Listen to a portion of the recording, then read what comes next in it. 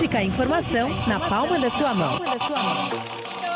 Solidariedade muda o mundo e basta um pouco de atenção de cada um de nós para fazer uma enorme diferença na vida de quem precisa de só uma mãozinha. Nesta pandemia, as incertezas, medo, muitos trabalhadores perderam seus empregos e estão com dificuldades para sustentar as suas famílias, dependendo da sua contribuição para sobreviver. E isso não custa nada. Por isso nós da ABC Health faremos a diferença junto com você. Basta contratar um plano de saúde ou odontológico para a sua empresa ou transferir a gestão dos seus planos atuais para nós da ABC Health. 15% do valor da primeira fatura será doado em cestas básicas para entidades assistenciais. Para mais informações, 11 4455 8335 ou mande um e-mail apoio@abchealth.com.br. Solidariedade muda o mundo e nós da ABC Health estamos com você.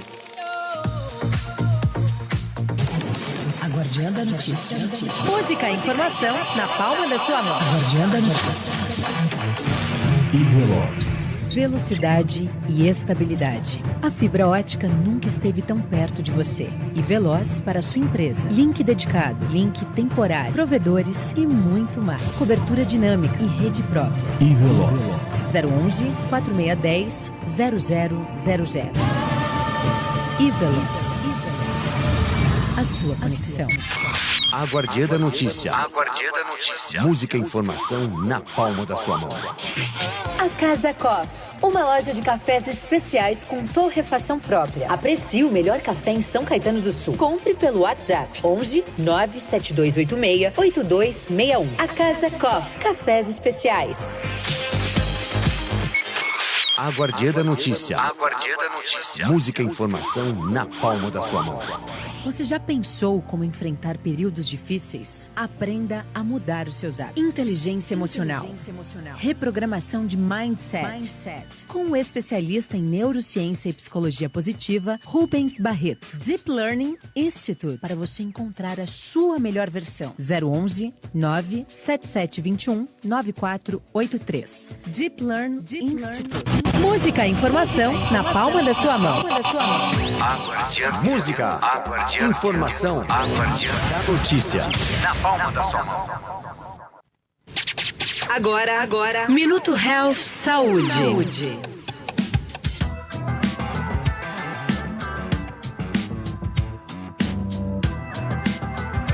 38 minutos, horário de Brasília. Um ótimo dia a todos vocês. Olha, a gente conversa hoje no Guardian Health com o meu médico especialista favorito, Dr. Antônio Carlos Nascimento. Seja muito bem-vindo. Que pena que o doutor não está aqui nos estúdios hoje. Pois é, Gabi. Eu estou envolvido aqui, mexendo com as coisas lá do nosso núcleo de obesidade e tenho estudado várias referências internacionais e nacionais. E acho que agora a coisa vai andar bem, né? Com relação... Você já sabe bem parte do projeto aí acabei tendo essa dificuldade hoje.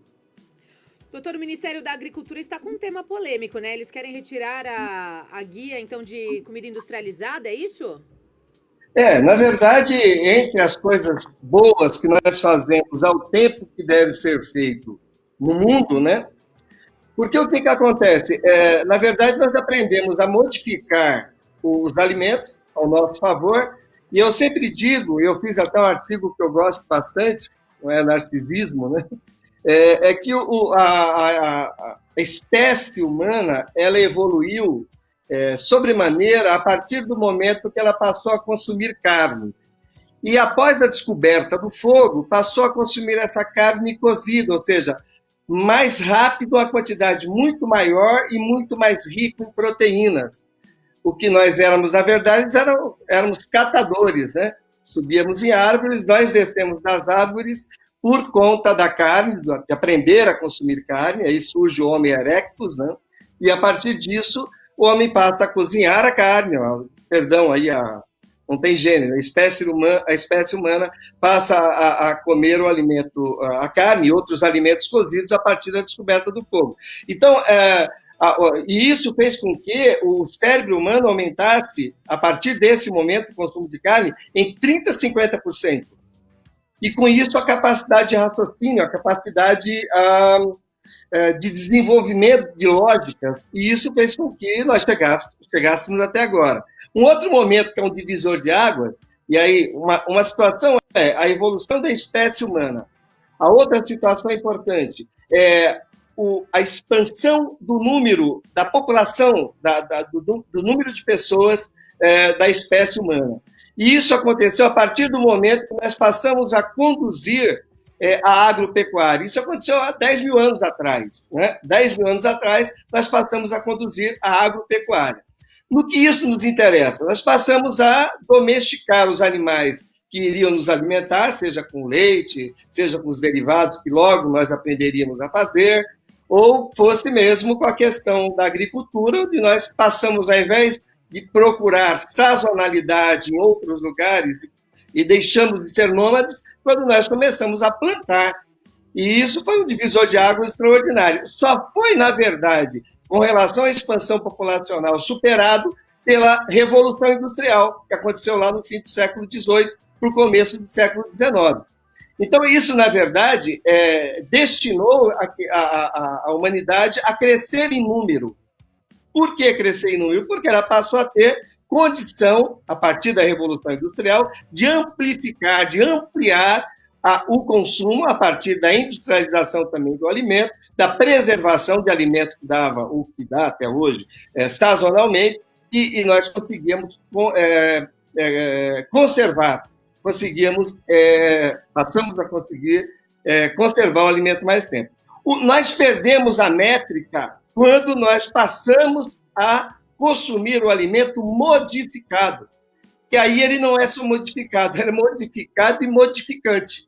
E é disso que nós vamos falar um pouco, porque desde 2006 o Ministério da Saúde é uma atitude ainda, que eu diga, de resultados muito singelos, muito humildes, humilde no sentido de que não alcançou a dimensão mínima que eu acho que deveria alcançar, mas desde 2006, por exemplo, o Vigitel, ele é como se fosse um modelo de vigilância epidemiológica, onde ele tem um sistema de ligações telefônicas, onde ele faz a observação populacional epidemiológica da incidência de doenças crônicas, perguntando, evidentemente, você tem diabetes, você tem pressão alta, desculpa, pressão tem que ter, né?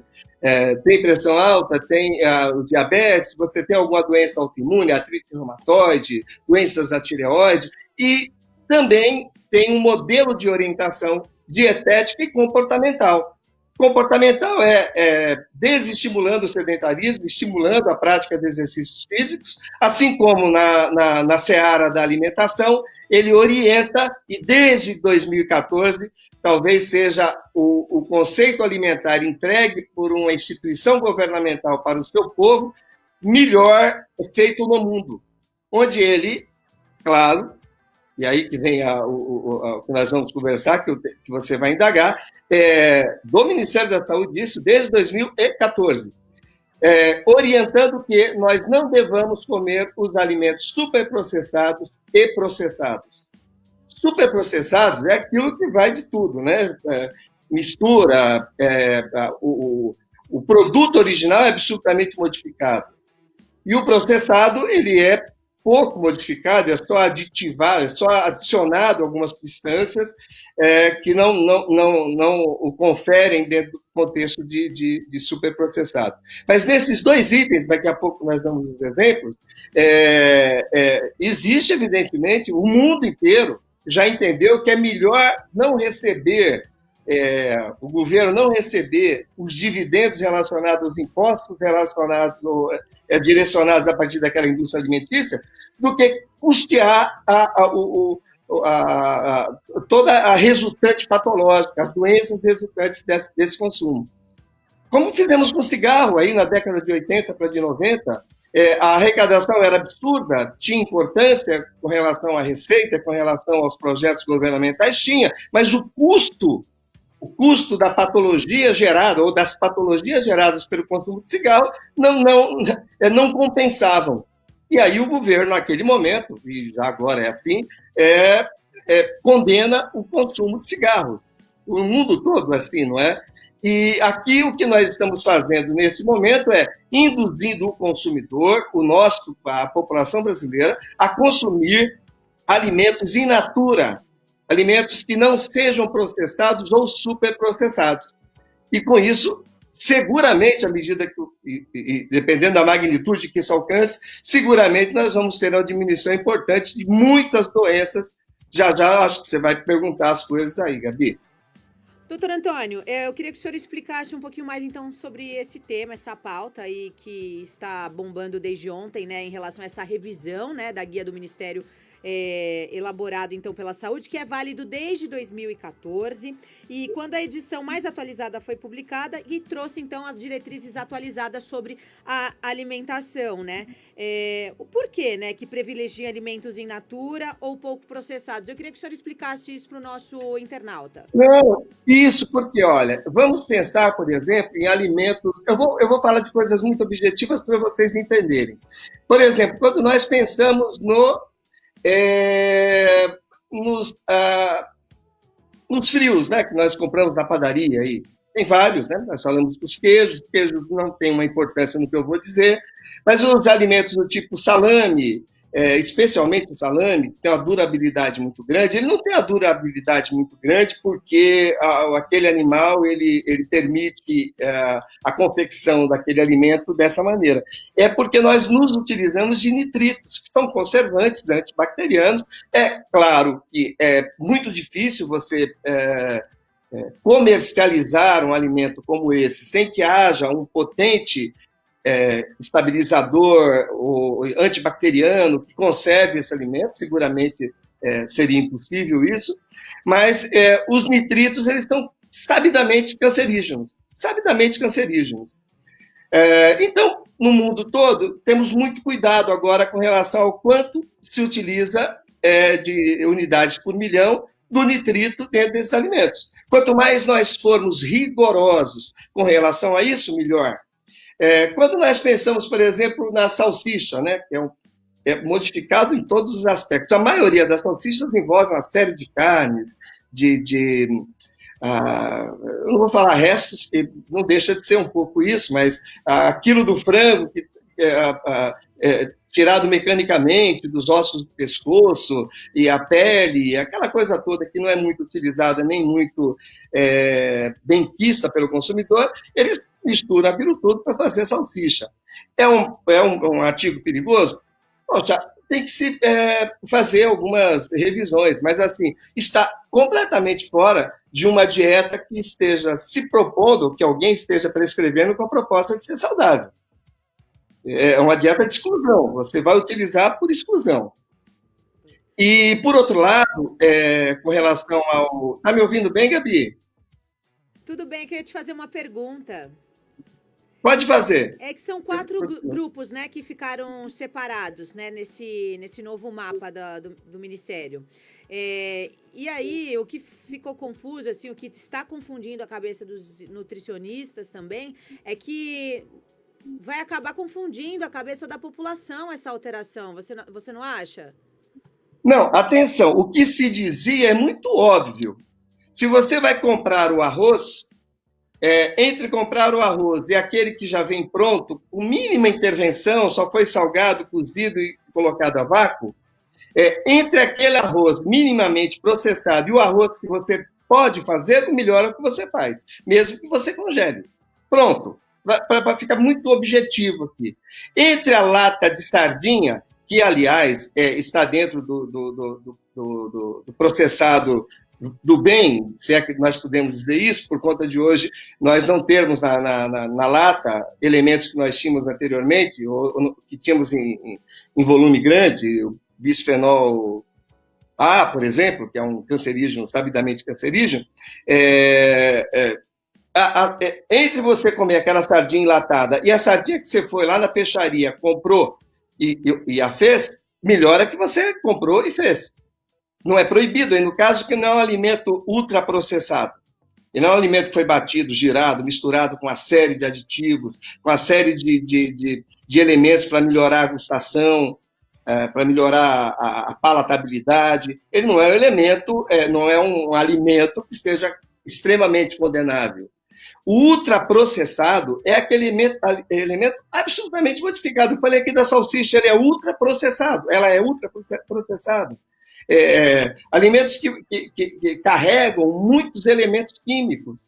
Nós sabemos, Gabi, que vários elementos químicos são capazes de interferir na vida do ser humano desde a idade intrauterina. E, aparentemente, essa epidemia, para não dizer seguramente, mas a epidemia de obesidade do mundo é um processo pandêmico, de fato. Né? Epidemia é até eufemismo. Ela passa por esses elementos da indústria alimentícia. O que o mundo hoje começa a fazer as contas é justamente o que nós fizemos com o tabaco. O quanto que eu vou perder pelo quanto que eu vou ganhar. O que se vê hoje é que essa conta está muito parecida com aquela que nós definimos para retirar o tabaco da posição de status, né? Nós vimos aquelas propagandas maravilhosas na televisão. O que está se vendo hoje é que o alimento do bem ele não é processado. E quando é inevitável, nós devemos consumir aqueles alimentos muito pouco processados. Então, quando eu penso no iogurte, quanto menos ele tiver espessante, melhor. Quanto menos ele tenha conservante, melhor. Ele vai durar menos? Vai. Tem uma rede agora de... Não é merchan, né? Tem 3 grandes redes de fast food. A segunda mais famosa do mundo, agora está querendo fazer, a partir desse ano, começa aqui em São Paulo, a utilizar só alimentos naturais sem conservantes. Então, o pão vai durar pela metade. Eles estão até dizendo agora, apodrecer é bonito. Ou seja, o meu pão, o meu sanduíche, você não vai poder deixar fora da geladeira e daqui a uma semana fotografar para me dizer que ele não estragou.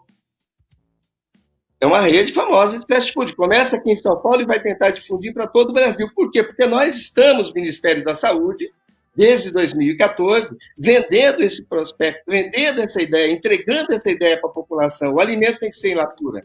Ele não deve ser modificado. Ele não deve ser comprado industrializado. É claro que isso criou, perante o governo, uma pressão muito grande junto ao Ministério da Agricultura, que nós modifiquemos, nós, Ministério da Saúde, modifiquemos essa instrução, esse guia, para que conceba ou devolva à indústria alimentícia o patamar que ela se encontrava como mantenedora ou como fornecedora de alimento para a população. Doutor Antônio, o ideal mesmo é que a nossa alimentação seja o mais natural possível. E a utilização de alimentos com conservantes, cada vez mais eles sejam extintos do nosso cardápio. Mas tudo isso está relacionado a uma cultura de uma população, de um povo. Eu entendo perfeitamente que vai ter uma pressão, né, da indústria, porque acaba mudando a cultura da população, determinados tipos de alimentos começam a não ser mais consumidos pela população. Mas, na sua avaliação, como é que isso deve ser inserido na nossa população? Por exemplo, a gente vê um movimento de mães que já não dão refrigerantes para os seus filhos, mas isso é uma pequena parcela da população que vai da classe média para a classe alta. Já na classe menos favorecida, você vê que o refrigerante ele ainda é muito consumido. Gabi, ele é muito consumido, mas de 2006 a 2016, nós diminuímos o consumo per capita de refrigerante no país em 50%. É muito grande isso, é muita diminuição e que assumiu todas as classes sociais. O consumo de refrigerante, alimentos e bebidas doces diminuiu em 50%. Na pandemia foi pior. A indústria do mundo que mais perdeu, que menos conseguiu dar balanço bom é a maior indústria de refrigerante do mundo. Então, assim, nós mudamos muito. Talvez o número menos discreto que nós temos hoje para mostrar para o mundo é que nós diminuímos o nosso consumo de refrigerantes em 50%. Isso é fabuloso, eu não tenho dúvida nenhuma que isso é fabuloso. E nós melhoramos o consumo de frutas e hortaliças entre 18% e 20%, pelo menos em uma das estatísticas que eu vi da Vigitel. O grande estímulo que mais nós queremos fazer nesse momento é que o brasileiro consuma o que nós sabemos mais: arroz, feijão, uma proteína e folhas. Essa dieta é uma dieta extremamente louvável, extremamente e é elogiado pelo mundo todo. O consumo que faça com que haja uma classe, um grupo alimentar em muito maior prevalência do que o outro, é um consumo equivocado. O consumo equilibrado, ele propõe com arroz, feijão, a proteína da carne, seja qual for a fonte, e as folhas, como fibras. Esse é um conjunto interessante para que nós tenhamos uma boa alimentação. É claro, não vai ser todo dia, ou se for, ok, pelo menos não vai estar, o organismo vai estar sendo provido.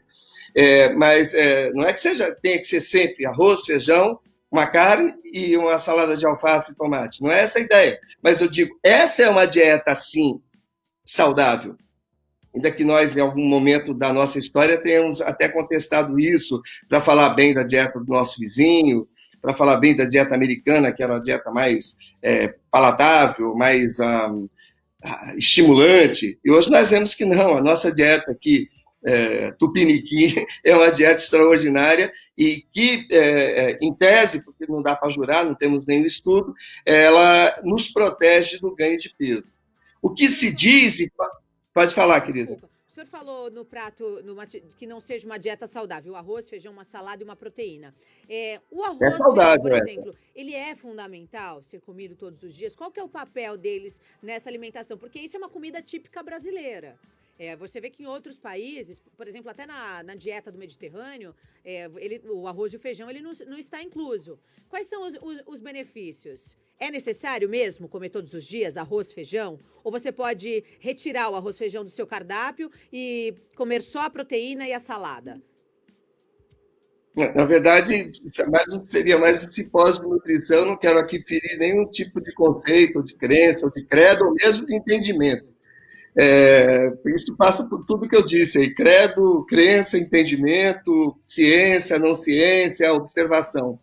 A dieta do Mediterrâneo, ela inclui sim os grãos, não os nossos, mas os deles. Então, inclui os cereais, inclui as leguminosas, perdão, não é questão de ser cereais, leguminosas também.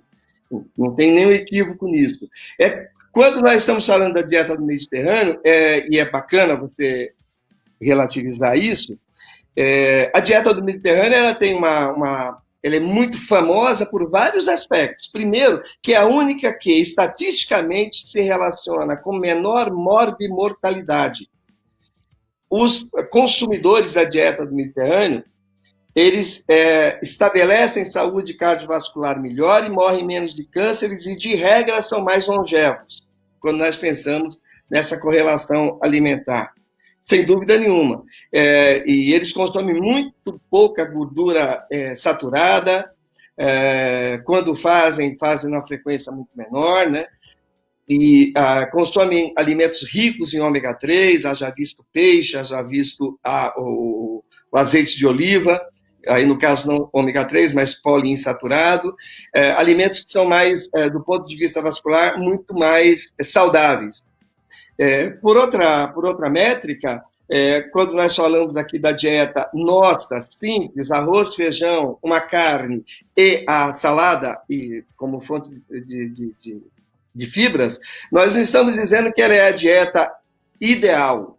Ela é uma dieta barata, é uma dieta que nós tínhamos esse costume a cada vez, ou pelo menos o tempo, a partir de um determinado momento, nós passamos a não adotar da maneira que adotávamos. Claro, tudo isso, Gabi, passa pela globalização do conhecimento, a curiosidade humana, a palatabilidade, que a indústria alimentícia é incrível nisso, né? Você não acha sequer um molho de tomate, que se você olhar direito e procurar os sinônimos de açúcar, tem açúcar lá dentro. Não é que tem açúcar do fruto tomate, tem açúcar adicionado. E pode não ter o nome de açúcar, está lá como destrose, está lá. Só que quem sabe está vendo que ali foi adicionado. Então, eles não adicionam para conservar, eles adicionam para melhorar a palatabilidade, porque do ponto de vista antropológico, quando nós pensamos no nosso gosto adquirido, nós já trazemos esse gosto inato. Ele é da nossa espécie, por açúcares, pelo gosto doce, açúcar mais precisamente, em linhas gerais, como um todo, e por gordura. A indústria alimentícia sabe muito bem disso. Eu escrevi outro dia um artigo que eu dizia, determinado restaurante que é aclamado, não é aquele que tem um grupo, uma fração da população que gosta daquele restaurante, mas aquele que é aclamado, às vezes até de ser dito, mas é pecaminoso, mas olha, nós vamos tirar um dia e nós vamos lá. Você pode procurar que a comida é rica em gordura. Pode procurar. Não me fale de nenhum, porque eu já sei que ela é rica em gordura. Por quê? A indústria alimentícia sabe disso. E por isso que, para dar palatabilidade na maior parte dos alimentos, eles tocam, além de vários aditivos, açúcar, o hambúrguer, vai ler, tem açúcar lá dentro. E gordura. Você tem que dar palatabilidade, você tem que fazer o cliente comer e querer comer mais, comprar mais, e cada vez mais. A indústria alimentícia, além de conservar, procura estimular que aquele alimento seja consumido cada vez mais. Aí que está o equívoco. Doutor Antônio, o Ricardo Ribeiro Cruz, ele diz que o carboidrato saudável é necessário no mínimo de 200 a 300 gramas por dia. Isso é real? Porque existe a dieta do low carb, que você zerar o carboidrato.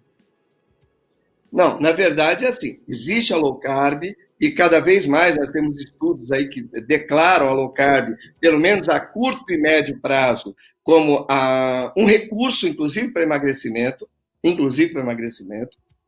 sem dúvida nenhuma, não vamos questionar isso, mas uma dieta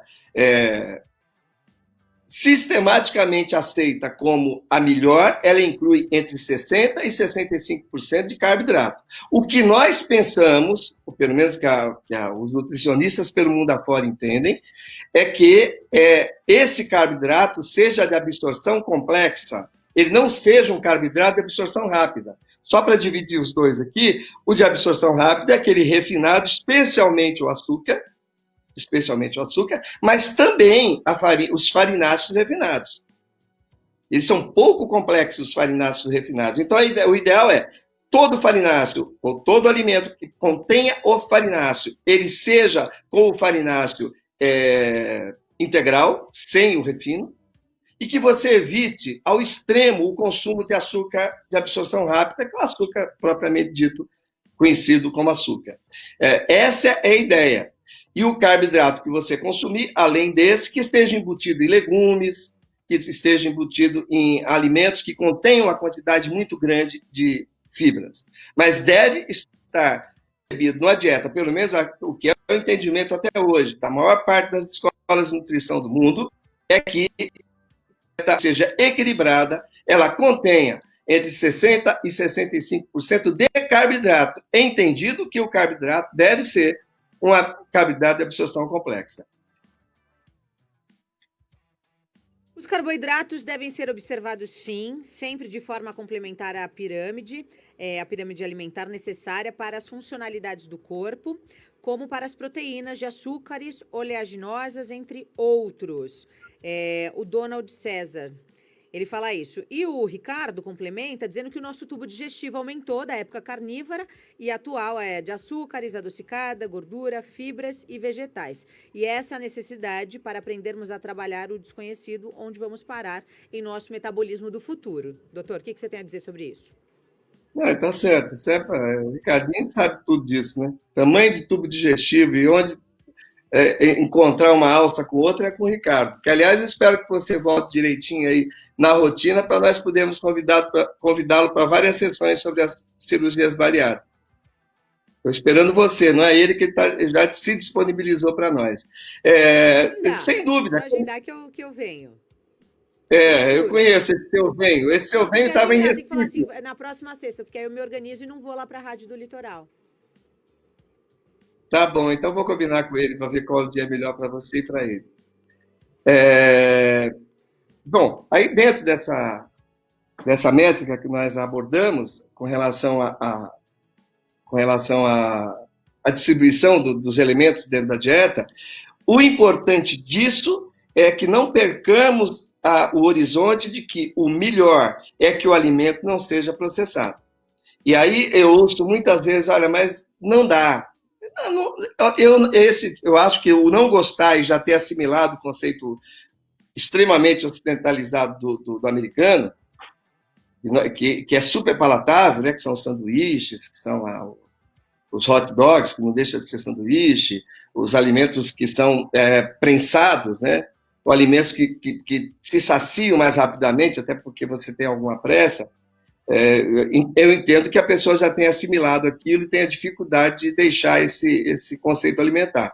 Mas que é possível, mesmo na cidade, você encontrar lugares que te entreguem, por preços comparáveis até menores, de alimentos que são muito mais saudáveis, eu não tenho dúvida nenhuma. O que hoje está o papo aqui é por que o Ministério da Agricultura, que esse é o artigo que nós estamos aqui discutindo, por que o Ministério da Agricultura está pressionando o Ministério da Saúde a revisar um guia que beira a perfeição, que é elogiado pela ONU, é elogiado pela Unicef, que é principalmente para as nossas crianças que nós vamos trazer os maiores benefícios, que em muito nós já fomos lesados, não tem mais o que se fazer, mas para as crianças, sim, você está criando um novo organismo, melhor, esse novo organismo está se desenvolvendo, quanto menos ele for modificado por esses aditivos, por essas modificações alimentares, é muito melhor. Que é um conceito elogiado mundialmente hoje, o Ministério da Agricultura, eu não tenho qualquer viés ideológico, eu não estou defendendo, porque em 2014, que aliás foi uma transição, né? Na verdade saía um governo para entrar outro, ainda que não era o momento eleitoral, mas houve isso, eu não estou questionando isso de maneira nenhuma, nem estou questionando o atual governo do nosso presidente da República, não é isso. Eu estou questionando o equívoco que o Ministério da Agricultura hoje, na figura da ministra, está procurando ajeitar, que é pedir para que o Pazuello, lá no Ministério da Saúde, revogue o que nós fizemos de melhor até hoje com relação à guia alimentar, ou um guia de saúde, que não deixa de ser também, que o mundo todo elogia. Para favorecer, eu entendo, um time, né, na verdade, a indústria alimentícia, pensando não exatamente em favorecer a indústria alimentícia, mas aumentar a entrada dos dividendos relacionados aos impostos que são conferidos para essa indústria. Mas não faz nenhum sentido quando você olha para o outro lado e vê que as doenças crônicas estão intimamente relacionadas ao consumo de alimentos ultraprocessados e processados. O mundo está revendo isso, por que nós agora vamos fazer ao contrário quando nós fomos vanguarda, ou pelo menos estivemos próximo da vanguarda em 2014, quando instituímos um guia alimentar que realmente detona o alimento ultraprocessado e processado. Cada um consuma por sua conta e risco, que não pode ter um estímulo governamental. Tem um momento que existe o questionamento do consumo do alimento in natura como fonte de doença crônica, ou melhor, como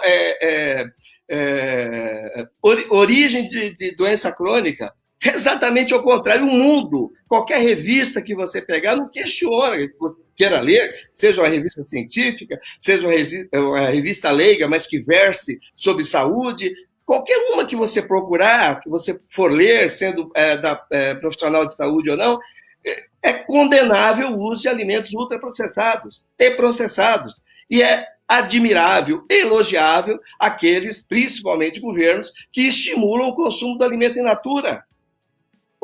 Dentro dos argumentos da indústria alimentícia, até isso. Diz-se até que nunca se provou que o alimento ultraprocessado traga prejuízos de saúde. Não importa a enormidade, o volume enorme de artigos científicos, de instituições universitárias, acadêmicas, com respaldo da comunidade científica, demonstrando que o consumo do alimento in natura é melhor. E ainda mais, nós temos que questionar ainda, são os agrotóxicos, que eu acho que nesse momento quem questionar acaba apanhando, porque nós já estamos querendo, já esquecemos os agrotóxicos, que obrigatoriamente tem que ser chamado de defensor agrícola. Se chamar de agrotóxico já dá confusão. E agora nós estamos querendo fazer com que tudo isso que nós tínhamos ganho e já tínhamos institucionalizado, percamos. A ideia é que nós percamos isso, não tem nenhum sentido. Não tem nenhum sentido, Gabi. Doutor Antônio, por que o alimento orgânico, o alimento saudável, natural, é mais caro do que o produto processado? Ou mais caro do que por exemplo, vamos falar dos agrícolas, né? Do alface, por exemplo. Você falou que agrotóxico não pode falar que dá confusão. Mas se você vai comprar um alface normal e um alface orgânico, o orgânico é muito mais caro. Por quê?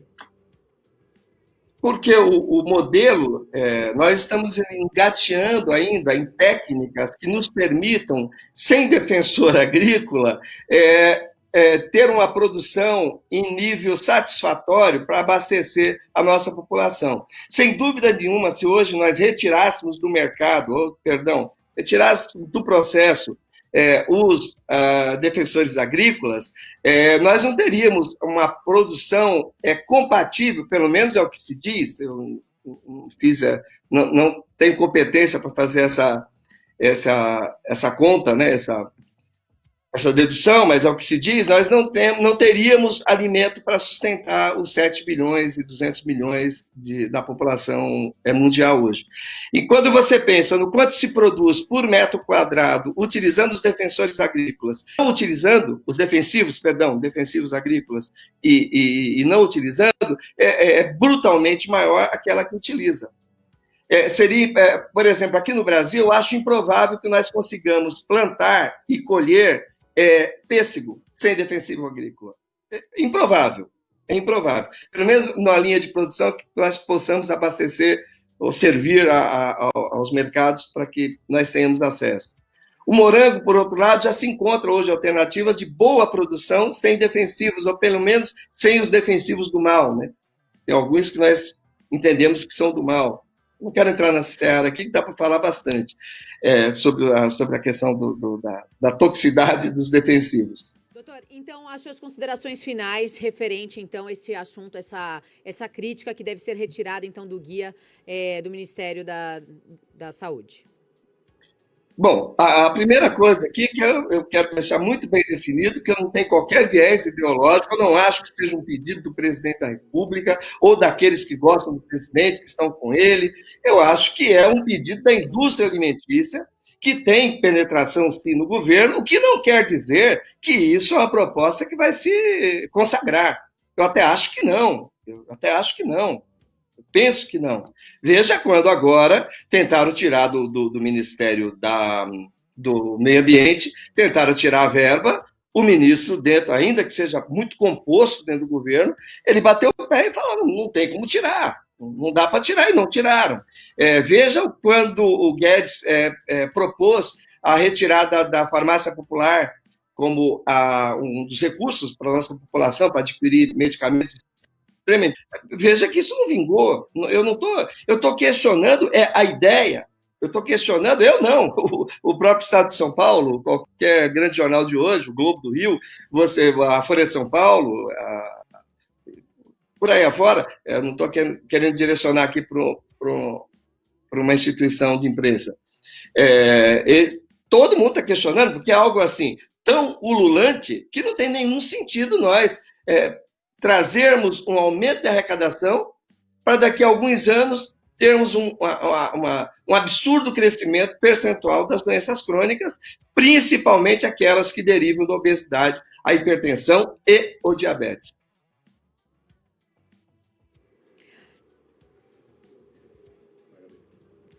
Tá certo, doutor Antônio. Olha, obrigada pela sua participação. Obrigado. O tema é de extrema importância. Aliás, é um assunto que eu me interesso. Tá dando eco aqui, hein?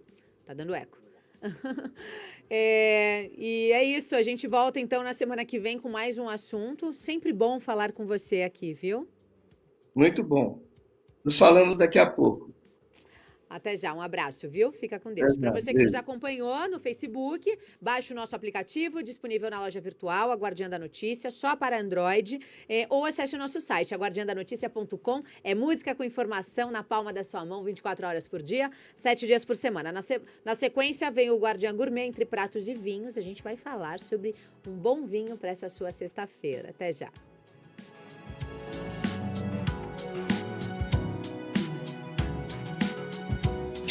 Minuto Health Saúde. A Guardiã da Notícia. A Guardiã da Notícia. A Guardiã da Notícia.